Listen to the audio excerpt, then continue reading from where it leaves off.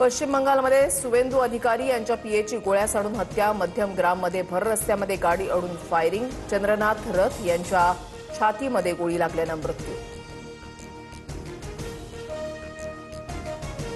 चंद्रनाथ रथ यांची हत्या सुनियोजित कट, सुवेंदू अधिकारींचा आरोप. तर लोकशाहीमध्ये हिंसाचार आणि राजकीय हत्यांना कोणतेही स्थान नाही, टीएमसीकडून निवेदन जारी, घटनेचा निषेध.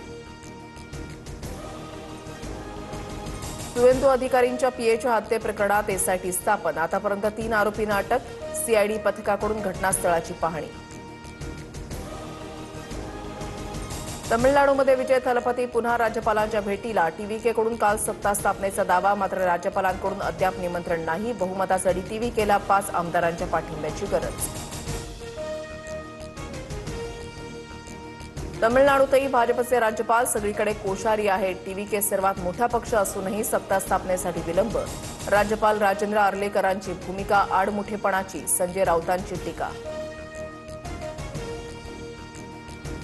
नसरापूर पर्वती मुळशीनंतर आता थेऊरमध्ये अत्याचाराची घटना समोर. 6 वर्षाची मुकलीवर शेजारी राहणाऱ्या 42 वर्षीय गिरणी चालकाकडून अत्याचार, गुन्हा दाखल.